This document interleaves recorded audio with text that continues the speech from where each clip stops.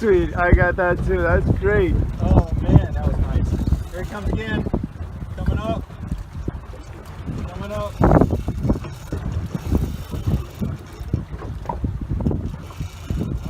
Oh. Whoa!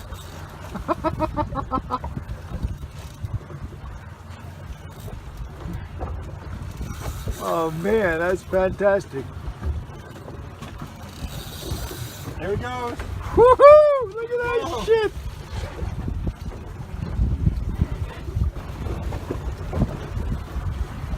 Look at that, baby. Here he comes. Oh yeah. Almost done.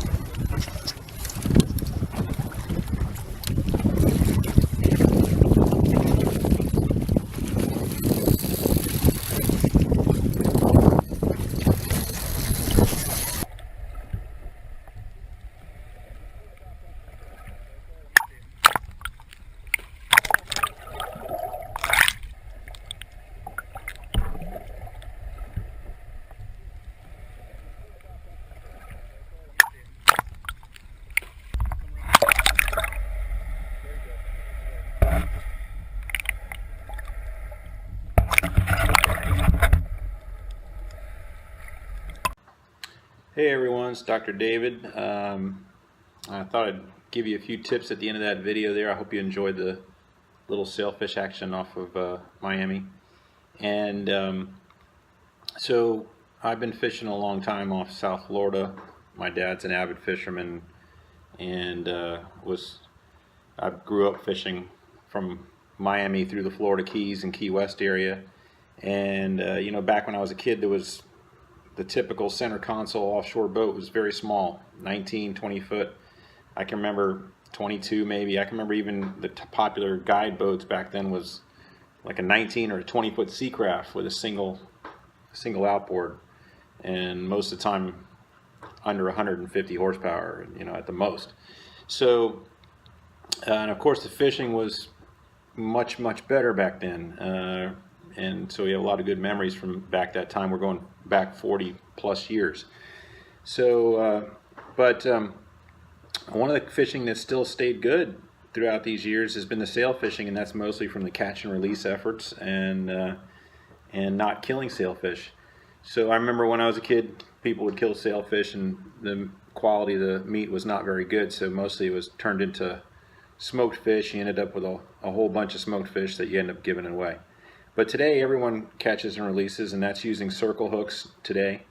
And so I'm going to show you a few tips about that technique, and I hope this is helpful for you, especially if you're a small boater and you're looking to catch a sailfish, and maybe you don't want to fly a kite, and maybe it's you haven't caught one before, or you're just learning. You'd like your kid to catch a sailfish, and you don't want to fly a kite, and maybe you don't want to not buying your bait, or you're buying goggle eyes or not buying goggle eyes, and that sort of thing. So if you're not flying a kite, live ballyhoo has a big advantage, and maybe if you're north of Palm Beach, you might be able to utilize live mullet. Main reason is because they're real good at staying up on top, so you don't need a kite to suspend them.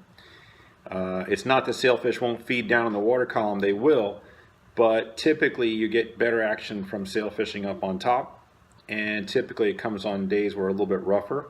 So obviously you got to use a little caution about which days you're going to pick getting out in a small boat. And we can make another video about that if you know. So I've been dealing with small boats in rough water my whole life. But so mullet or ballyhoo are both very good at staying right on top of the water column. And both can be utilized with circle hooks. I'm going to cover a little bit about ballyhoo because that's what we have here from, let's say, Palm Beach south. Certainly from Miami south, it's almost all ballyhoo that we're using on top for sailfishing. So I hope you enjoy a couple little tips here, a couple little photos to show you a few little techniques. Hope that helps you. Good luck. Okay, so here's a first little tip here. These little gold hooks are what I use to catch ballyhoo if I'm not going to throw a cast net on them.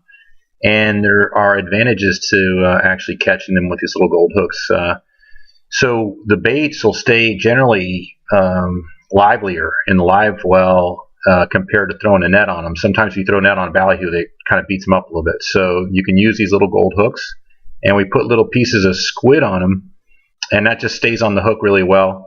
And when you run a chum bag, get the ballyhoo behind the boat, and you throw that back there, and you kind of watch them eat it, and you just sort of gently set the hook on them. And when they come into the boat, you use a little de-hooker device like this, so you don't have to handle them. You're trying to not to touch them and get them off of that little gold hook and into the live well without holding the ballyhoo.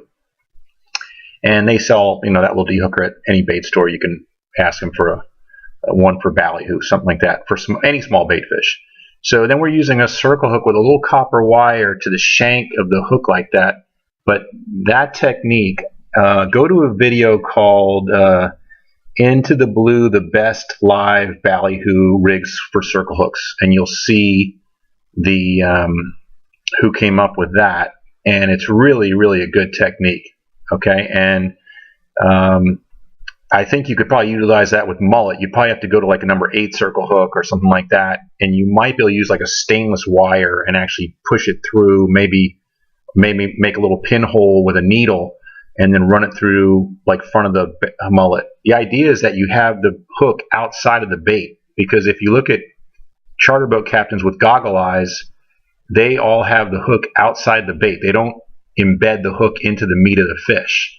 So this lets you keep your circle hook actually in front of the bait, and it's just wired to the bill with a little bit of copper wire that you've run down. And see the bait, the live bait, his mouth is open, so you're not trying to wire his mouth shut like you do with a dead bait rig. So we're running 40-pound monofilament, just straight mono to the hook. We're not using fluorocarbon. You could use fluoro, but I don't think you need to. And that's pretty much it. Hope that gets you hooked up soon. Good luck.